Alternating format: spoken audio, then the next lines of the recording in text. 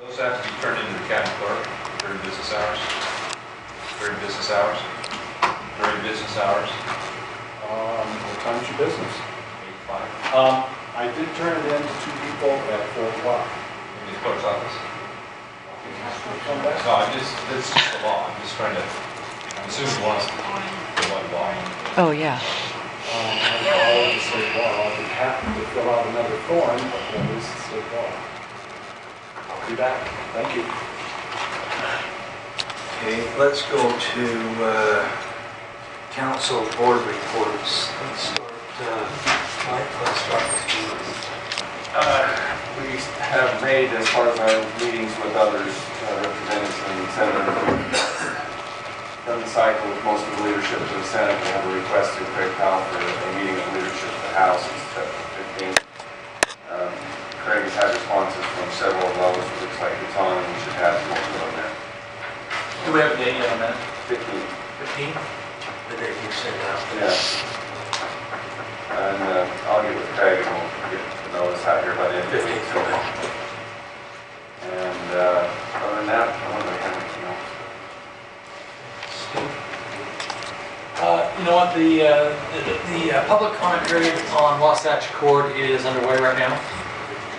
And then once this public comment period is over, then they'll go on to the next phase, which is to complete the scoping, and we'll have a better idea of what will be going forward. There is, as some of you were there, they are proposing to change the boundaries of the Wasatch Co area. I don't know where that's at in the process, but we were going to talk about that under okay. I'll leave it there. Just a quick update on the fairgrounds. I need to call Kent. I talked to Tom before the meeting on the signs. They're not up yet. There's been a few motorized vehicles tail zipping around. I usually don't hear them, but Monday afternoon I was working out in the yard and I heard I drove my bike down and the neighbor kid there ripping around on his four-wheeler. I rode up to him and asked, just indicated that the county has asked that no motorized vehicles, that there would eventually be signs put up. He was kind of cutesy about it, and then I just rode away, and he continued, so I went down the road to see and called dispatch, and about the time I got on, a Heber officer came around the corner and apparently been called by somebody else, I don't know who, and she pulled in the yard. The kid came back in his yard, and the officer was talking to him. I indicated to Tom, it's the neighbor right there next to the low line shelter park. Those panels have been open, so he just zips right through for this driveway. So Tom's going to go by and close that up and get that sealed up. I'll call Kent and see where the signs. I think in the meeting, Kent was going to put the signs up, right? That was Tom's understanding. Is that what? Yeah, that's right. We asked if he wanted us to get with Tom, and he said he'd take care of it. That was the last I heard. Close the holes and Yeah. get the signs up. So I'll call Kent tomorrow, see where that's at. I know Jared Brink has gone over there or been called over there. But I think after we get the signs out, we need to ask Heber City to decide if they're in there. We can't really do that until the signs are up. Anyway, that's all I know. Okay, Steve? A couple of things. The council's aging tomorrow is going on the Title II money allocation, and I'm tied up in meetings in Salt Lake all day tomorrow, so Mike is going to represent the county to be there at 8 o'clock. On time. I made it there last time. Okay. So that will, there's a couple of requests from Wasatch County being considered that day, so I think they got about $67,000 request and $54,000 to allocate. As going into public lands, we talked about this issue coming up with the EPA. They're going to go back and redefine the definition of water and how it should be treated on the Clean Water Act. And this is going to have some great effect on the agricultural communities. I got an email from Sevier County saying they're going to contact somebody to help them with their procedure and want to know who would be interested in help and going with it. And I was one of many that responded to them. Then late last night, Mike McKee sent out an email saying that the UAC is taking that on and going to put together a position paper and send it out to the county so we can all send in our comments on that. This afternoon, I got an email back from Gordon Topham from Sevier County saying if we want to be involved, it would cost us somewhere around $500 to have this man there is only research it and get back to us what he feels the policies are in the bill. I would recommend we wait and see what we get from UAC and Mark Ward before we make any consideration to go. We got 90 days from May 1, I believe it was, the date. But if this passes the way it's written, any body of water that flows, anything, canals, irrigation ditches, anything that flows into a navigable body of water would come under the guidance of the Corps of Army Engineers, and that could really hinder the agriculture industry. What's the definition of navigable? Well, you put a canoe in a swamp canal. Well, yeah, or you can throw an 8-foot log 6 inches in diameter down it, Yeah. so it's something we need to be on top of. Steve, related to that, I'm involved with a bunch of organizations of dairy and agriculture that surround the United States. They put in 240 House representatives, signed a letter to the EPA and to the Senate Oversight Committee on that to try and stop that. Everything becomes navigable. I mean, any tie to it, it'll take care of. And you follow almost everything. They were talking about in Kansas, they've got ditches there that they put in the edge of fields, and if they have water in them from a rainstorm that lasts more than 30 days, they're all sudden under the Army Corps for the year. I mean, it's just totally crazy. Hopefully we need it. They mentioned the drain ditches, like in Utah County, where they have subdivisions, they build the drain ditches, and they mentioned them now also.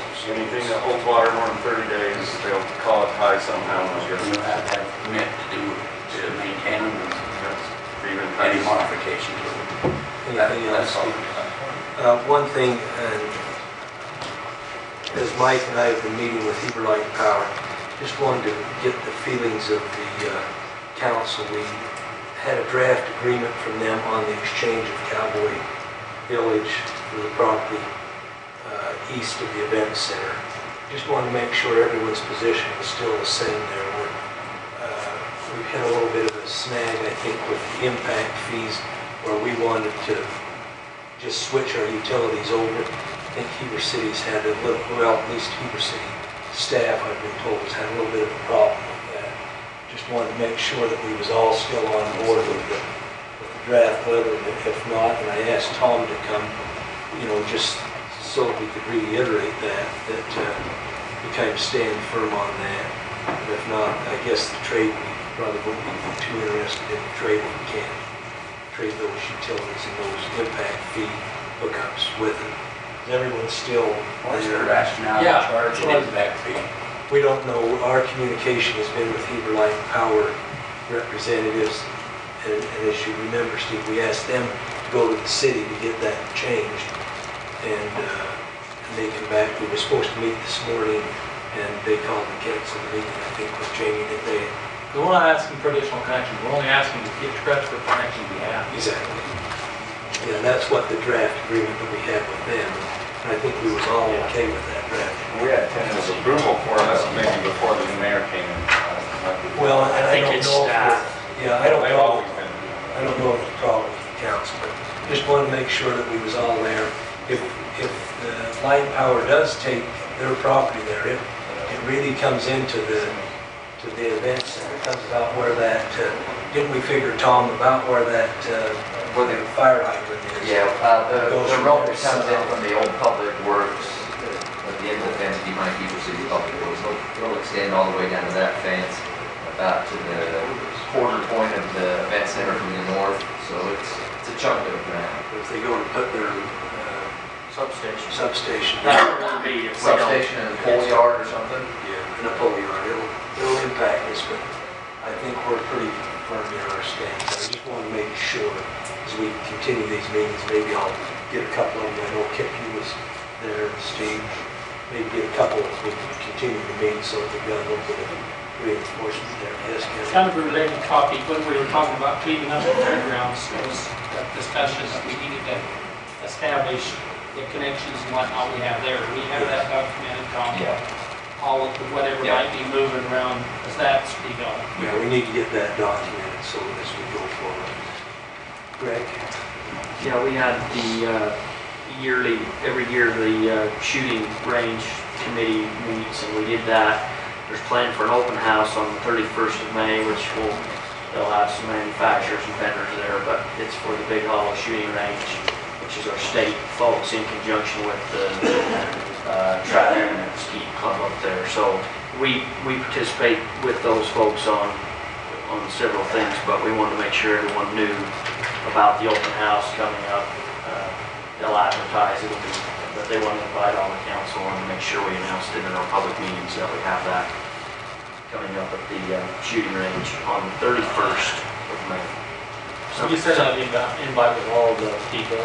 Yeah, they'll set, as soon as they get it out, Derek Moss is the state representative there, and then it's just gonna be like a 10 to 2 midday lunch, cook some hot dogs and have vendors show. You can shoot different things, so anyway, good participation with our range safety officers that are all volunteering. If you haven't been up there for a while, it's a lot different than it used to be. It's clean, nice, well run, gated, specific hours. Clean being the big thing, no more junk thrown around. So the other thing was on the public lands, and I think we talked about everything there. So. Greg, there was always, when we started this process, complaints about people going up the canyon the other way. We still get no.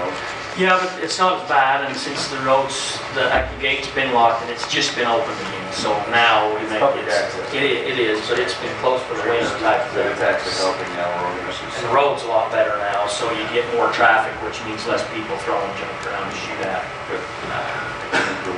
They did some projects. Who did the cleaning project up there? The state? I think they had a dedicated hunter day where they took a bunch of those dedicated. What's Sulters group?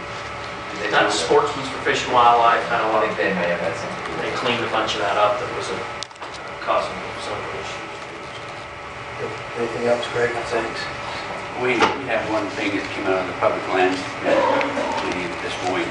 Bruce Strong, who is the superintendent of Wasatch State Park, it took a new assignment. He's going to be the director of golf for the state of Utah and Parks and Recreation for the next year and a half.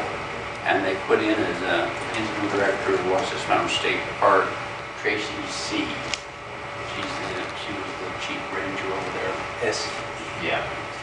We know Tracy well. She's a good lady. Yeah, well, she's the new acting director. Of the park.